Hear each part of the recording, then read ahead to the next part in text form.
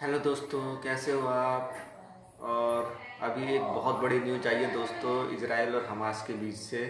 क्योंकि एक news update आई है बहुत जो वायरल हो रही है कि इजराइल ने हॉस्पिटल पे मिसाइल अटैक कर दिया है। पर दोस्तों ये बिल्कुल गलत है दोस्तों, क्योंकि आप जानते ही हैं हमास वाले और पूरे जैसे कि हमारा पड़ोसी मुल्क पाकिस्तान प्रोपेगेंडा करता है। ये हमास वालों ने खुद ही अपना मिसाइल छोड़ा था इजराइल के ऊपर कि जो बाइडन ना आ पाएँ और इजराइल के ऊपर हम इल्ज़ाम लगा सकें कि पूरा मुस्लिम वर्ल्ड भड़क जाए इन पे और हमारा साथ दे। तो इन्होंने खुद ही अपना मिसाइल छोड़ के खुद ही मिसफायर कर दिया है, जो हॉस्पिटल में बहुत से मासूम लोगों की जान ले चुका है। तो दोस्तों वीडियो में और क्या कह रहे हैं आइए देखते हैं न्यूज़ में। और अगर आपने हमारे चैनल सब्सक्राइब नहीं किया है दोस्तों तो इसे लाजमी सब्सक्राइब करें, लाइक करें, शेयर करें। तो वीडियो शुरू करते हैं, लेट्स स्टार्ट। गाजा के अस्पताल पर हुए हमले के बाद पूरी दुनिया दो धड़ों में बटी दिखने लगी। बाइडेन ने तो इजरायल पहुंचकर दिखा दिया कि वो हर हाल में इजरायल के साथ खड़े हैं, लेकिन इजरायल के विरोधी देश भी एकजुट होते दिखने लगे। बाइडेन के दौरे से ठीक पहले गाजा के अस्पताल पर हुए हमले के कारण मुस्लिम देश बुरी तरह भड़क गए।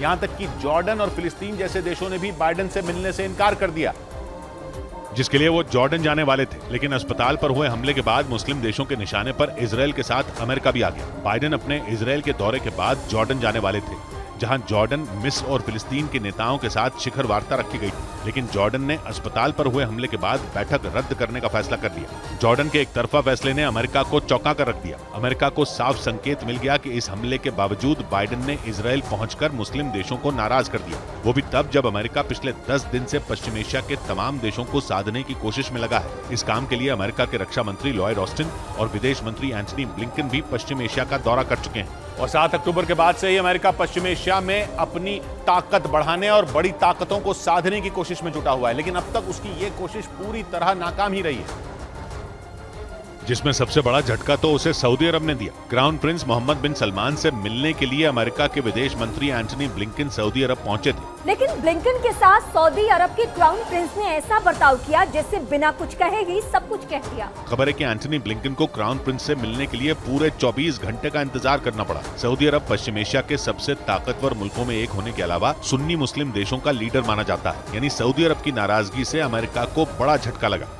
और इससे भी बड़ी टेंशन अमेरिका के लिए सऊदी अरब और ईरान की दोस्ती है, जिसके पीछे चीन है। दोनों देशों के बीच दोस्ती करवाकर चीन पश्चिम एशिया में अमेरिका को बड़ा झटका दे चुका है, जिसकी वजह से अमेरिका पहले से बैकफुट पर है। ईरान एक शिया मुस्लिम मुल्क है और सऊदी अरब एक सुन्नी मुस्लिम मुल्क है। दोनों के बीच की दुश्मनी पश्चिम एशिया में अमेरिका की मौजूदगी की बहुत बड़ी वजह थी। सऊदी अरब को अपनी सुरक्षा के लिए अमेरिका की जरूरत थी। सऊदी अरब और यूएई में अमेरिका की फौज ने अपने कई बड़े अड्डे तक बनाए थे। और जैसे ही सऊदी अरब और ईरान की दोस्ती हुई, अमेरिका की तो जरूरत ही खत्म हो गई। ऊपर से कच्चे तेल के अंतर्राष्ट्रीय कारोबार में भी सऊदी अरब ने अमेरिका को झटके देना शुरू कर दिया, यानी अमेरिका को कूटनीतिक झटका भी लगा और आर्थिक झटका भी लगा। और वो भी ऐसे वक्त पर जब उसे पुराने और पक्के सहयोगियों की सबसे ज्यादा जरूरत थी, क्योंकि पश्चिम एशिया में अमेरिका को इजरायल और हमास की जंग की वजह से झटका नहीं लगा, बल्कि रूस और यूक्रेन की जंग के दौरान ही पश्चिम एशिया की बिसात बिछ गई थी, जिसमें रूस और ईरान की दोस्ती ने अमेरिका को बैकफुट पर धकेल दिया था। ईरान ने अपने खतरनाक ड्रोन और मिसाइलों की सप्लाई रूस को की, तो सऊदी अरब ने कच्चे तेल की कीमतें बढ़ाने में रूस की मदद की।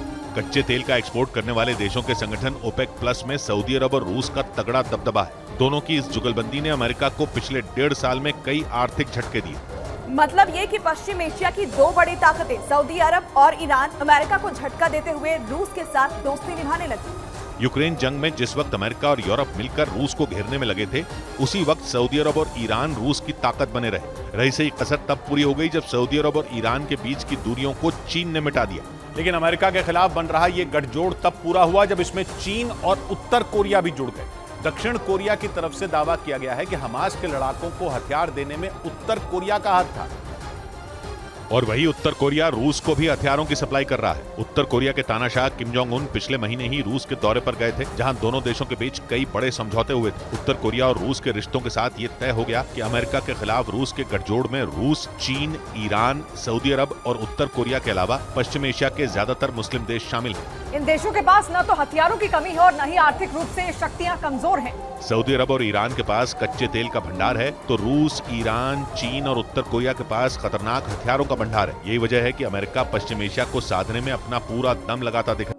दोस्तों कैसी लगी आपको वीडियो, आई होप आपको अच्छी लगी होगी दोस्तों। अब यहूदी तैयार हो गए हैं हमास वालों से बदला लेने के लिए, क्योंकि इन्होंने पहले हमला किया, निर्दोष औरतों को, बच्चों को मारा। तो अब इजराइल के यहूदी भी गुस्सा हो गए हैं और इनसे पूरा बदला लेने की फिराक में हैं।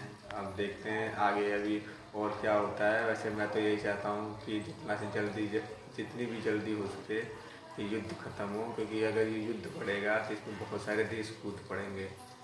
तो आइए देखते हैं अभी आगे का हाल चाल होता है दोस्तों। आगे की न्यूज़ में आपको और बताएंगे। तो अभी के लिए यहीं पे समाप्त करते हैं दोस्तों, और अगली वीडियो में आपसे मिलते हैं।